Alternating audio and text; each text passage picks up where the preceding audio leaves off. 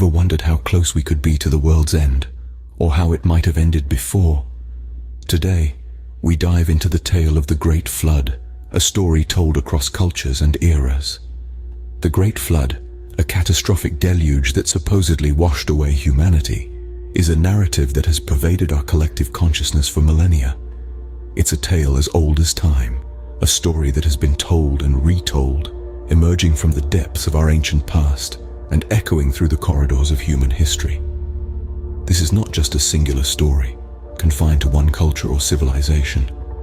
No, this is a story that has been narrated in various forms, each with its unique nuances, across the vast expanse of human civilizations.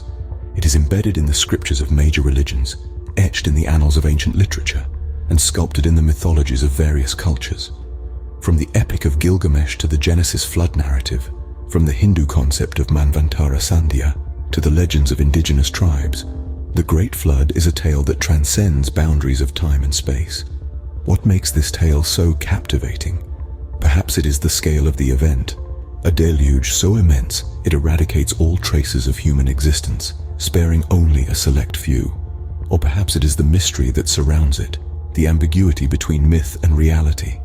Could it be a metaphorical representation of a moral or spiritual cleansing? Or a recollection of a historical event, possibly a natural disaster like a tsunami or an asteroid impact? The Great Flood, in all its grandeur and mystery, continues to be a subject of fascination and speculation. It incites our curiosity, urging us to probe deeper, to unravel the layers of myth and reality that shroud it. It makes us question our place in the universe, our relationship with nature, and the fragility of our existence. So, are you ready to explore this cataclysmic event that has left a deep imprint on human imagination? Let's plunge into the depths of the Great Flood. Our journey begins with the ancient Sumerians in the Epic of Gilgamesh. Here, we find a tale that mirrors so many flood stories from around the world. It's a narrative of divine intervention, human survival, and the cyclical nature of life and death. In this ancient text, the gods decide to cleanse the earth with a great flood, their goal, to wipe out the hubris of humanity. But one god, Ea, warned the hero of our story, Utnapishtim. The divine message was clear: build a giant boat and save yourself, your family, and a sampling of all living creatures. So, Utnapishtim did just that. He built a massive vessel, a veritable floating menagerie, and when the rains began to fall, he and his family were ready. For 6 days and 7 nights the heavens opened, and the earth was submerged under the celestial onslaught. When the storm finally abated, Utnapishtim released a series of birds to find land. First a dove, then a swallow, and finally a raven. The raven did not return, signifying that dry land was near. Utnapishtim and his family disembarked, offering sacrifices to the gods. In the aftermath, the god Enlil, initially furious about the survival of humans, blessed Utnapishtim and his wife with immortality, acknowledging their resourcefulness and resilience. This marked the end of the flood and the beginning of a new era for humanity. The Epic of Gilgamesh serves as a testament to human resilience in the face of divine wrath. It's a story that underscores the cyclicality of life: destruction followed by creation, death followed by rebirth. The Epic of Gilgamesh gives us one of the earliest written accounts of a great flood, but it's far from the only one. As we'll see, this narrative of a world-altering deluge is a common thread that weaves itself through the tapestry of human storytelling, transcending cultures and epochs.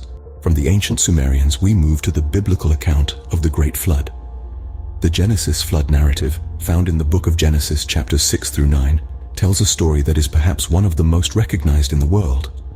God, perceiving the wickedness of man, decides to purge the earth. But there is one righteous man, Noah, whom God chooses to spare. God instructs Noah to build an ark, a massive vessel that will shelter his family and a pair of every living creature.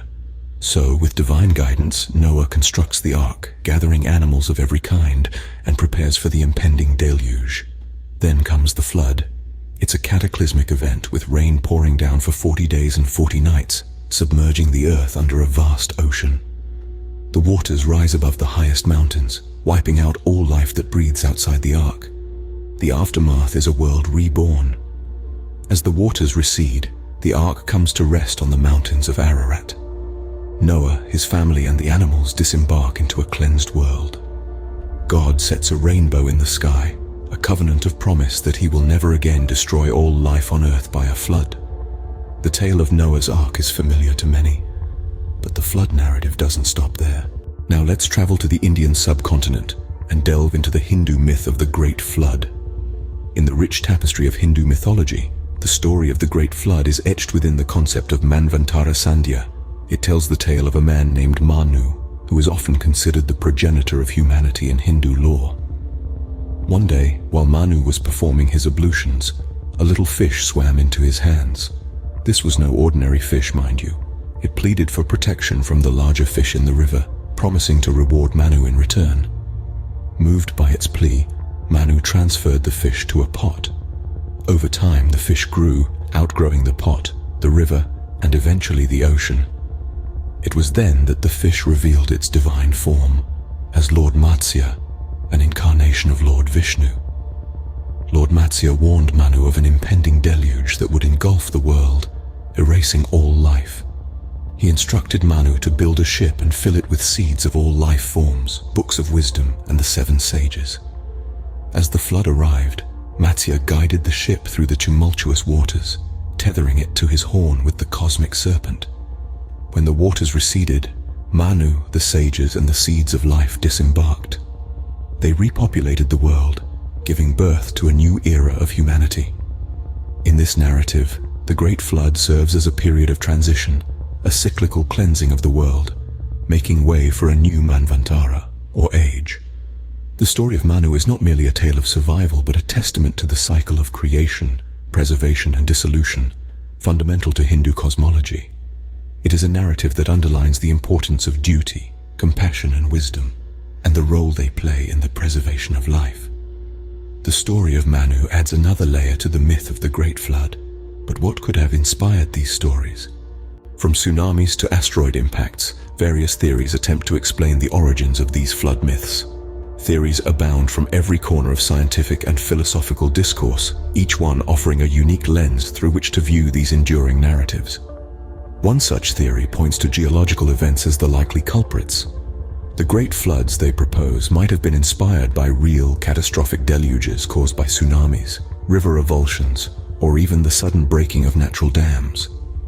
A massive flood would undoubtedly leave an indelible mark on any civilization and could easily be woven into the fabric of their mythology. Another theory posits that climatic shifts could have played a role. During periods of significant global warming, glacial melt would have led to rising sea levels and flooding. This theory suggests that the memories of these traumatic events were passed down through generations, eventually forming the basis of these flood myths. A more metaphorical interpretation argues that these myths might symbolize a process of societal or personal transformation. The flood acts as a cleansing force, washing away the old to make way for the new. This interpretation resonates with the cyclical nature of life, death, and rebirth prevalent in many cultural philosophies. Some even suggest the possibility of an asteroid or comet impact, causing a global deluge. The idea stems from the belief that a sufficiently large impact could cause massive tidal waves and flooding, leaving a lasting impression on the survivors and making its way into their collective storytelling. These varied theories, each with its own merits and shortcomings, reflect our deep-rooted need to make sense of the world around us. They speak to our innate curiosity, our desire to understand our past and interpret our cultural heritage. Though we may never know the exact origins of these myths, they continue to fascinate us. In the modern world, the story of the Great Flood remains relevant. It's a narrative that has permeated the realms of literature, cinema, and culture at large. The deluge's dramatic imagery serves as a powerful symbol, often used to depict catastrophe and renewal. Look to literature and you'll find the echoes of this ancient tale. From dystopian novels that envision a world submerged, to fantasy stories where a flood brings about a new era, the narrative of the Great Flood is as enduring as the written word itself. It's a testament to the story's timeless appeal and universal resonance.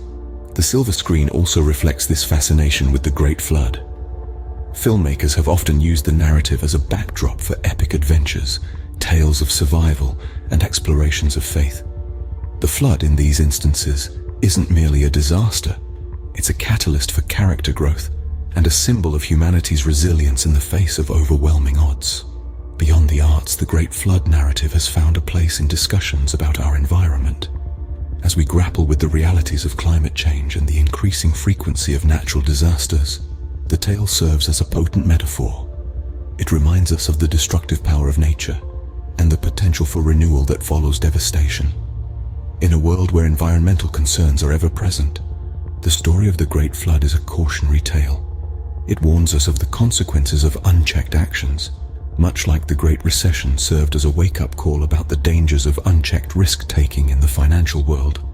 The flood narrative in this context urges us to respect the delicate balance of our ecosystem, lest we face a deluge of our own making.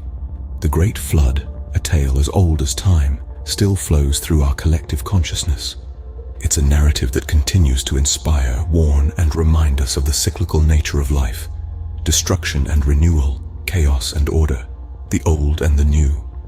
And in a world facing unprecedented challenges, perhaps we need these reminders more than ever. We've journeyed through time and across cultures exploring the tale of the Great Flood. Our odyssey took us from the ancient city of Uruk, with the Epic of Gilgamesh, to the biblical lands of Genesis, and then to the cyclical cosmos of Hindu's Manvantara-Sandhya. Different cultures, different epochs, yet a singular narrative thread weaves them all. A catastrophic deluge, the wrath of the deities, and the survival of a chosen few. In the Epic of Gilgamesh, it was Utnapishtim who received divine forewarning, built an ark, and survived the deluge to gain immortality. The Genesis narrative echoed this tale with Noah, his ark, and the covenant from God symbolized by the rainbow.